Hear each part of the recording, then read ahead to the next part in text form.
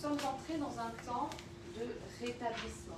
Nous sommes dans un temps de réforme et Dieu est en train de rétablir de nombreuses choses.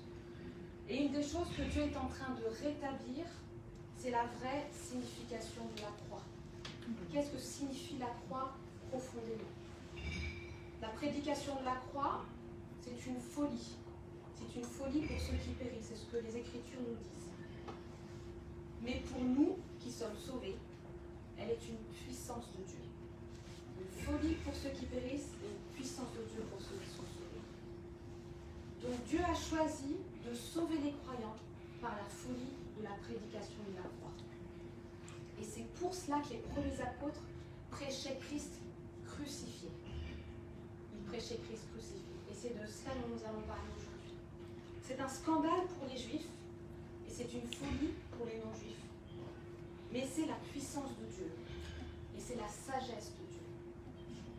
Tout simplement parce que la folie de Dieu, elle est plus sage que les hommes. Et la faiblesse de Dieu, elle est plus forte que les hommes. Donc pourquoi Christ devait mourir? Vaste question. Pourquoi est-ce qu'il devait mourir?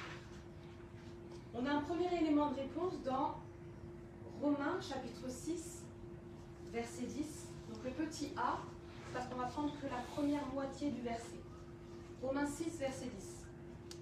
Car il est mort, et c'est pour le péché qu'il est mort une fois pour toutes. Christ est mort une fois pour toutes pour le péché. Évidemment, nous savons que Christ est mort pour nos péchés. Christ est mort pour les péchés. Ça, on le sait, on le dit facilement. Mais il est d'abord mort pour le péché. Et ce n'est pas la même chose. Si je faisais un sondage parmi vous ou dans d'autres églises, par exemple, et si je demandais aux chrétiens de définir le péché, la plupart des personnes répondraient en donnant des exemples de défaillances humaines. On pourrait dire par exemple, péché c'est voler, péché c'est mentir, péché c'est vivre en concubinage, péché c'est commettre l'adultère, péché c'est l'idolâtrie. Et ce sont effectivement des péchés, on est bien d'accord, mais ce n'est pas le péché. Donc on sait que le péché il est rentré dans le monde par Adam, par le premier homme qui s'appelait Adam. Mais la première fois que ce mot est cité dans les Écritures, c'est juste avant que Caïn tue son frère Abel. C'est la première fois qu'on voit le mot péché qui apparaît dans les Écritures. Donc pour raconter un peu l'histoire, pour donner le contexte, Caïn avait offert à l'Éternel des fruits de la terre. Et Abel avait offert à l'Éternel les premiers-nés de son troupeau avec leur graisse. Et l'Éternel avait porté un regard favorable sur l'offrande d'Abel, mais il n'avait pas porté un regard favorable sur l'offrande de Caïn. Et suite à cela, Caïn était irrité et son visage était abattu. Donc l'Éternel s'adresse à Caïn et lui dit « Mais pourquoi es-tu très irrité et pourquoi ton visage est-il abattu? Si tu agis bien, certainement tu relèveras ton visage. Mais si tu agis mal, le péché se couche devant la porte. Ses désirs se portent vers toi, mais toi domine sur lui. Le péché se couche devant la porte, ses désirs se portent vers toi, mais toi domine sur lui. Donc là, on comprend que le péché a la faculté de se coucher, qu'il a des désirs qui se portent vers nous et qu'on peut avoir la capacité de dominer sur lui. Donc, le péché, c'est finalement bien plus qu'une défaillance individuelle et morale. C'est bien plus qu'une défaillance humaine. Le péché, c'est tout d'abord une puissance spirituelle. C'est une puissance spirituelle.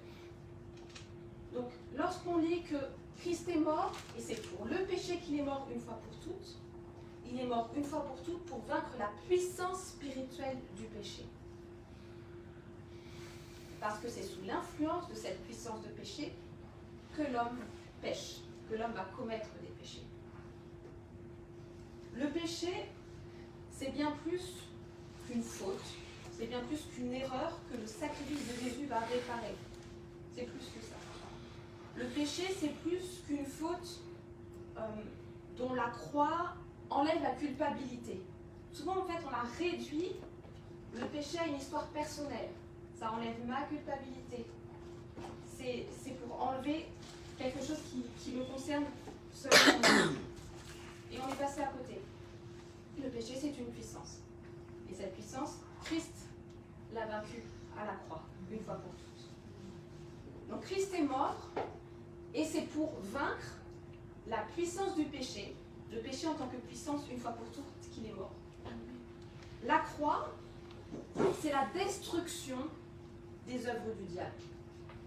La croix, c'est la victoire définitive, la victoire perpétuelle, la victoire éternelle de Dieu sur la puissance du péché, du mal et de la mort. La croix, c'est le triomphe absolu de Dieu. Triomphe absolu. Est-ce qu'on a conscience du triomphe que cela a été? Est-ce qu'on a conscience de ce qui a été remporté à la croix? Donc c'est le triomphe absolu de Dieu sur les principautés, sur les autorités, sur les dominations démoniaques, sur les puissances de l'air. Et c'était définitif, une fois pour toutes. Donc dans ce temps de rétablissement, dans ce temps de réforme, l'Église doit prendre conscience de la signification profonde de la croix. Christ est mort pour vaincre la puissance du péché. Donc Christ, il a remporté ce triomphe sur Satan. Il a remporté ce triomphe sur le mal. Il a remporté ce triomphe sur la mort. Et ça dépasse de loin la question du péché personnel. De très loin. Le péché personnel, c'est une toute petite partie de la question du péché qui a été réglé à la croix. Donc finalement, je crois vraiment que c'est l'ennemi qui a restreint notre compréhension pour l'enfermer dans quelque chose de très personnel. Je restreins ma compréhension à juste, voilà, à la question du péché, c'est juste, voilà, ce que moi j'ai fait, donc enlever ma culpabilité, et je restreins la question des puissances spirituelles à ma délivrance personnelle. Alors que la délivrance personnelle, c'est une toute petite partie du conflit cosmique qui a eu lieu à la croix, et qui a été remporté à la croix. Pire encore, si nous réduisons le péché à une défaillance personnelle, finalement nous banalisons le péché. On l'a banalisé. Et c'est pour cette raison qu'il y a autant de chrétiens qui se relèvent et qui retombent, qui se relèvent et qui retombent. On l'a banalisé parce qu'on n'a pas compris. On n'a pas compris le triomphe absolu qui s'est passé à la croix. Donc le péché va bien au-delà d'une question personnelle. C'est une puissance qui était tellement radicale, une puissance telle que le sacrifice de Dieu lui-même, en la personne de son Fils Jésus-Christ, était indispensable pour la vaincre. Je répète, la puissance du péché était telle qu'il a fallu que Dieu lui-même se sacrifie en la personne de son Fils Jésus-Christ pour vaincre cette puissance-là. Donc Jésus, il est bien plus que le sacrifice qui enlève ma culpabilité personnelle. Il est bien plus que cela. Est-ce qu'on a conscience que Jésus-Christ, le Fils de Dieu vivant et vrai, est Dieu qui était en Christ? C'est Dieu qui était en Christ. Dieu était en Christ, réconciliant le monde avec lui-même. Est-ce qu'on a conscience que Dieu était en Christ, réconciliant le monde avec lui-même? Donc c'est bien plus qu'un sacrifice qui enlève ma culpabilité. Donc Jésus devait mourir pour vaincre la puissance du péché, afin que nous ne soyons plus forcés à être esclaves de la puissance du péché, pour nous retirer de cet esclavage-là. Car c'est la puissance du péché qui nous pousse à pécher. Donc en Christ, la bonne nouvelle, car l'évangile est une merveilleuse nouvelle, en Christ, le péché n'est plus une fatalité. Tu n'es plus obligé de pécher. Tu peux dire non à la tentation au nom puissant de Jésus-Christ. En Christ, le péché n'est plus mon identité. J'étais pécheur, mais en Christ, je suis devenu saint. J'étais pécheur, mais je ne suis plus pécheur. Ce n'est plus ma marque, ce n'est plus ma nature. Ma nature a changé et maintenant je participe à la nature divine. Amen. Donc Caïn, on voit bien qu'il n'a pas été capable de dominer sur cette puissance. Dieu lui a dit domine sur lui, il n'a pas réussi. Et Christ l'a fait pour lui. Yes. Christ a vaincu la puissance du péché à la croix. Jésus-Christ a dépouillé les dominations et les autorités. Il les a livrées publiquement en spectacle, en triomphant d'elles par la croix. C'est fait une fois pour toutes. Je ne sais pas si vous vous souvenez de l'histoire de David et Goliath. David, avec sa fronde, il a envoyé cette pierre sur le front de Goliath. Goliath est tombé face contre terre. Puis David a pris l'épée du fourreau de Goliath, donc l'épée de Goliath. Il l'a tué et lui a coupé la tête. Cette scène-là, c'est un type de ce qui s'est passé à la croix. David, c'est un type de Christ. Goliath, c'est un type de diable. À la croix, voilà ce qui s'est passé. Dans le livre des Hébreux, un des noms qu'on donne au diable, c'est qu'on l'appelle celui qui a la puissance de la mort. Donc, l'arme de Satan, c'est la mort. Et pour cela, il fallait que Christ prenne cette arme de la mort pour anéantir celui qui a la puissance de la mort. C'est parce que le diable a la puissance de la mort que Christ devait mourir, devait passer par la mort pour que le diable soit anéanti une fois pour toutes. Christ a pris l'arme du diable, le salaire du péché c'est la mort, pour anéantir le diable qui a la puissance de la mort. Jésus-Christ l'a donné, il a dominé le péché pour que nous ne soyons plus esclaves du péché. Caïn n'avait pas pu le faire, mais Christ l'a fait pour nous, une fois pour toutes. Pourquoi Christ devait mourir? Nous avons un deuxième élément de réponse dans 1 Pierre, chapitre 2, versets 20 à verset 23. Donc 20b, c'est qu'on prend la deuxième moitié du verset. 1 Pierre 2, versets 20 à 23. Si vous supportez la souffrance lorsque vous faites ce qui est bien, c'est une grâce devant Dieu. Et c'est à cela que vous avez été appelés, parce que Christ aussi a souffert pour vous, vous laissant un exemple afin que vous suiviez ses traces. Vous laissant un exemple afin que vous suiviez ses traces. Lui qui n'a point commis de péché et dans la bouche duquel il ne s'est point trouvé de fraude. Lui qui injuriait ne rendait point d'injure, maltraité ne faisait point de menaces, mais s'en remettait à celui qui juge justement. Christ devait souffrir, nous laissant un exemple afin que nous suivions ses traces. Notre Seigneur, il a été maltraité, il a été frappé, il a été brisé, il a été humilié. Il n'a pas ouvert la bouche, comme un agneau qu'on mène à la boucherie. Il n'avait rien fait de mal pourtant. Il était innocent. Mais on ne peut pas dire qu'il y ait de la fraude dans sa bouche. Il n'a jamais menti. Il n'a jamais manipulé qui que ce soit. Il n'a même jamais cherché à le faire. Il n'a jamais usé de tromperie. Il ne rendait pas les injures quand on l'injuriait. Et quand on le maltraitait, il ne proférait aucune menace. Et c'est notre exemple pour notre vie de tous les jours, pour notre pèlerinage sur la terre. La dernière parole du Seigneur lorsqu'il était sur la croix, c'est « Père, je remets mon esprit entre tes mains ». Le fait qu'il avait l'habitude, entre guillemets, de se remettre entre les mains du Père, à celui qui juge justement, c'est ça qui lui a donné la force de se taire, la force de supporter ce qui était injuste. Et c'est notre modèle pour aujourd'hui. Père, je remets mon esprit entre tes mains. C'est une prière qu'on peut faire. C'est pas seulement quand on décède. Seigneur, chaque jour, je remets mon esprit entre tes mains. Je suis entre tes mains. Christ, il a souffert injustement, sans riposter et sans se plaindre, pour nous servir d'exemple.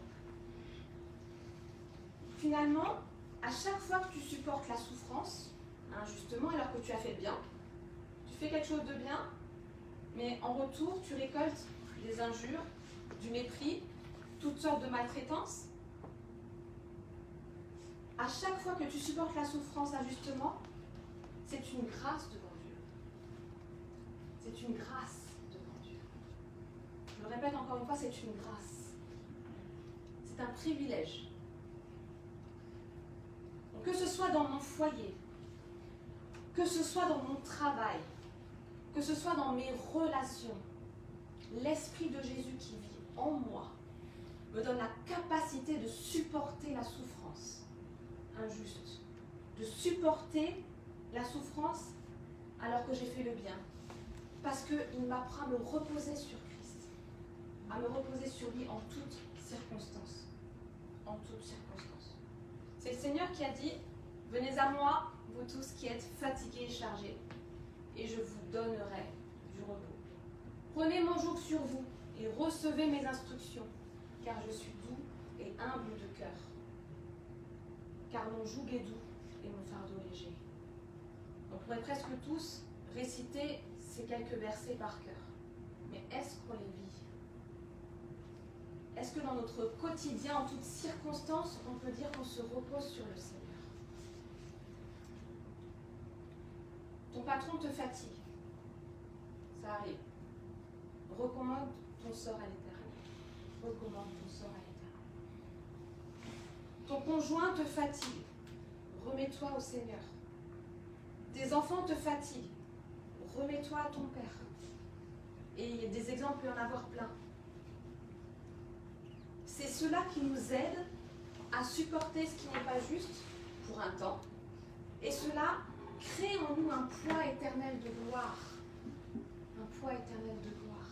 Il y a quelque chose qui se forme en nous à ce moment-là, qui s'accumule dans le secret, dans l'invisible.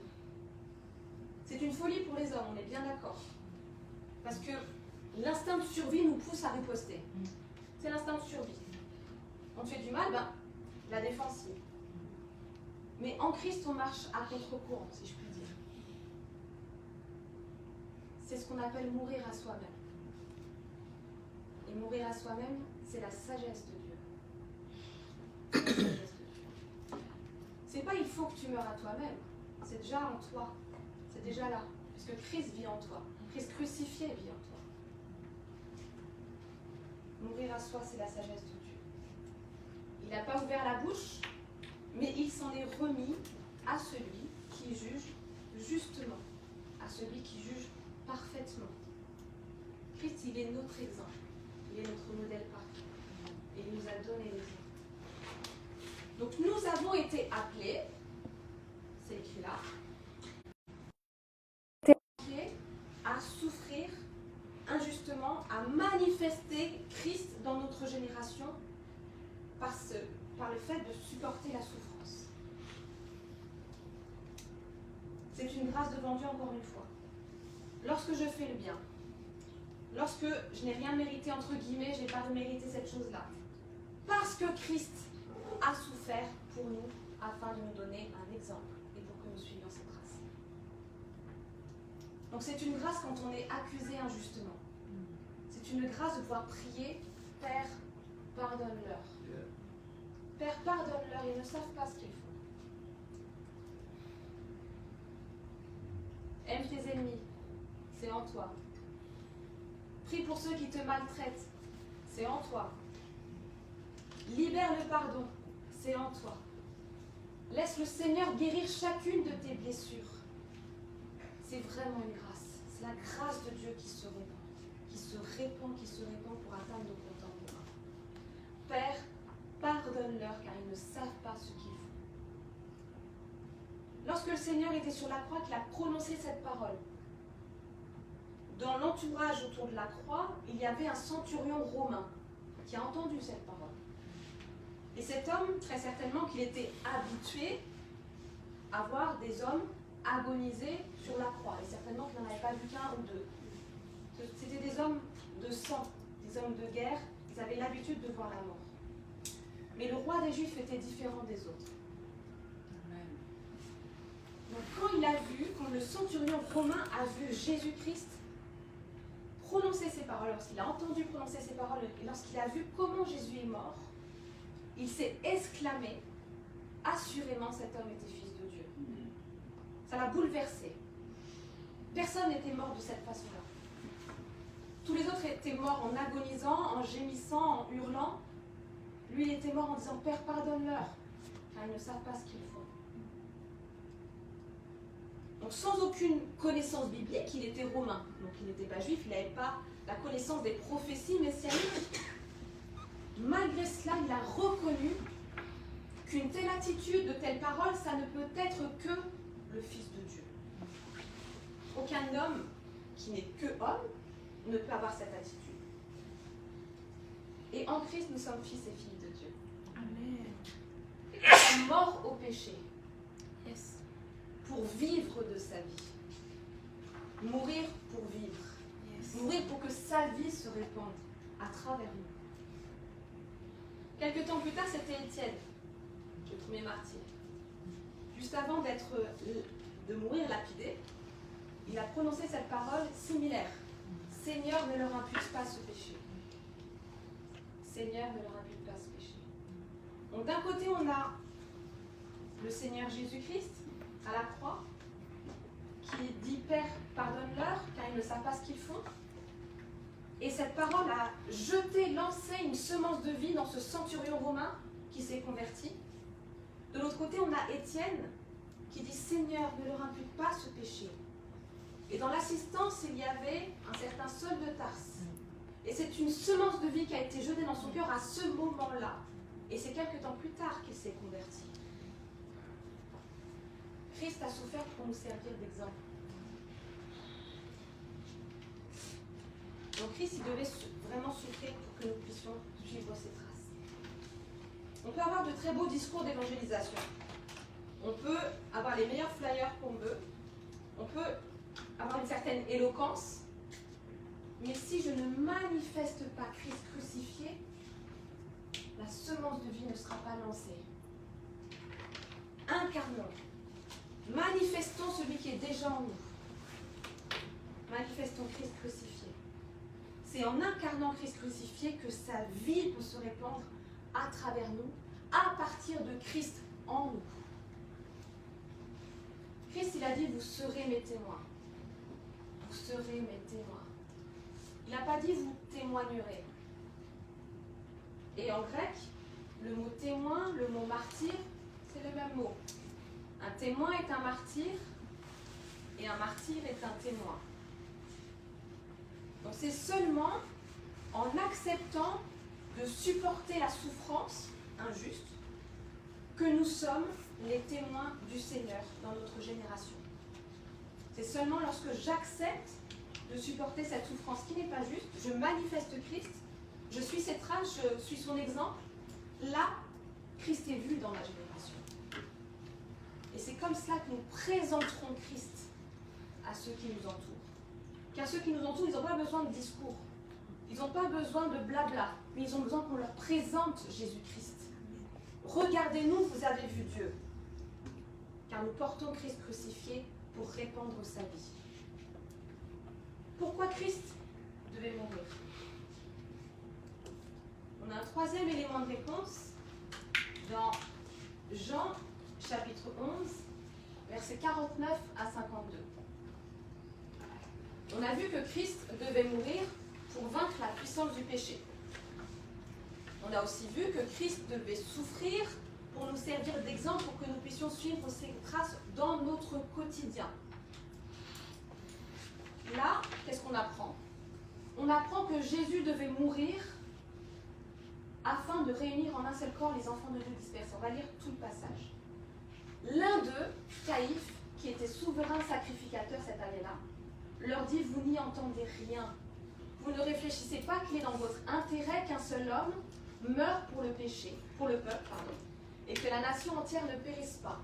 Or, il ne dit pas cela de lui-même, mais étant souverain sacrificateur cette année-là, il prophétisa que Jésus devait mourir pour la nation. Et ce n'était pas pour la nation seulement, c'était aussi afin de réunir en un seul corps les enfants de Dieu dispersés. Donc Christ devait mourir pour réunir le corps de Christ. Est-ce qu'on a conscience de cela? Donc ça signifie qu'il y a un enjeu spirituel par rapport à l'unité du corps de Christ. Parce que si Christ devait mourir pour cela, c'est qu'il y a un enjeu. C'est pas rien. L'unité du corps de Christ, c'est quelque chose que le Seigneur est en train de rétablir dans ce temps de réforme. L'unité dans la vérité. Jésus devait mourir afin de réunir en un seul corps les enfants de Dieu dispersés. Donc le Seigneur, il revient bientôt. Nous sommes en train, en tant qu'Église, en tant qu'épouse, nous sommes en train de préparer sa deuxième venue. Jean-Baptiste le prophète, il a préparé la première venue. Il était le chemin pour que le Seigneur vienne. Nous sommes le chemin du Seigneur dans notre génération. Et finalement, le Seigneur est en train de nous utiliser pour préparer sa venue. Mais ça passe par le fait de travailler ensemble. Travailler ensemble. Puisque nous sommes dans un temps de rétablissement, le Seigneur, il est en train de rassembler ces enfants qui ont été dispersés.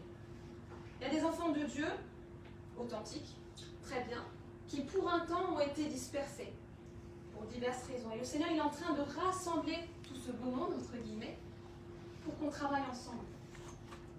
Pour qu'on travaille ensemble. Et on va former, très prochainement, si ça a déjà commencé, des équipes de ministère.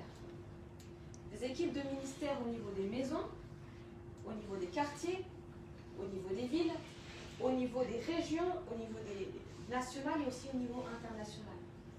Donc à chaque niveau, dans chaque zone d'influence, le Seigneur est en train de rassembler des frères et des sœurs qui sont donnés par Christ, comme apôtres, prophètes, évangélistes, pasteurs, enseignants, pour travailler ensemble, pour incarner, refléter Christ afin que sa vie se répande autour de nous, dans notre génération, dans nos quartiers, dans nos villes, dans nos régions, dans nos pays. Il y a tellement besoin que la vie de Christ se répande. Elle se répand à partir de Christ crucifié. Donc l'Église de Christ, elle forme un seul corps. Et aucun membre du corps ne peut travailler efficacement en étant indépendant du reste du corps de Christ. Parfois, en voulant fuir un système, on va dire, pyramidal, qui n'était pas juste, on a basculé dans un excès inverse, où on a travaillé en électron libre. Et le Seigneur, il est en train de tout rétablir, de guérir ce qu'il faut, afin qu'on travaille ensemble pour la gloire de Dieu. Amen. Donc l'Église, elle forme un seul corps. Un seul corps. Un seul corps. C'est pour cela, encore une fois, que Jésus devait mourir. Et c'est Christ la tête du corps. Donc, si le corps est démembré, par définition, il est handicapé et il ne peut pas avancer. Par contre, lorsque le corps est en pleine santé, il se met en mouvement. Il se met en mouvement, il peut marcher et il peut même courir et aller vite et loin. Et c'est lorsqu'il se déplace, qu'il est en mouvement, que là, la tête du corps est visible par tous, puisque le corps bouge. Tant que le corps est démembré, il reste sur place et très peu de gens peuvent voir la tête du corps. Il faut que le corps soit en bonne santé, qu'il se revigore pour que la tête soit visible par tous, dans toutes les générations. Donc c'est tellement essentiel que l'ennemi fait tous ses efforts pour empêcher l'Église de comprendre l'importance du corps de Christ. Il y a vraiment un enjeu spirituel par rapport à la compréhension du corps. Et le Seigneur, il est vraiment en train de rétablir ça, de guérir ce qui a besoin d'être guéri pour que nous comprenions avec son regard à lui. C'est à cause de cela qu'il y a autant de divisions, de malentendus, de querelles dans les communautés. Puisque finalement, on s'est focalisé sur un évangile qui répond à nos problèmes personnels. Et c'est un faux évangile, je le dis. Puisqu'au final, bien sûr que lorsque je viens à Christ, il y a des choses qui changent dans ma vie. Mais l'évangile, c'est pas que ça. Ça, ce n'est qu'une petite partie de la bonne nouvelle de l'évangile. Si je restreins l'évangile à mes problèmes personnels, ce n'est pas l'évangile de Christ. Amen. C'est un évangile que je me suis créé. Et finalement, mon Dieu est une idole que je me suis inventée, que j'ai fait à mon image. C'est moi qui suis à l'image de Dieu, c'est pas Dieu qui est à mon image. Yes. Christ est mort pour résoudre les problèmes du corps.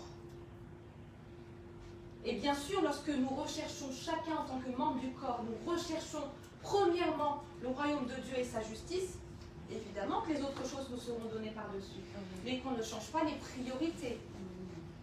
D'abord le royaume de Dieu, d'abord sa justice, et après, bien sûr, ça va se répandre, ça va couler, la coupe déborde. Là où le péché a abondé, la grâce surabonde. Et qu'on ne réduise plus l'évangile à ma vie personnelle.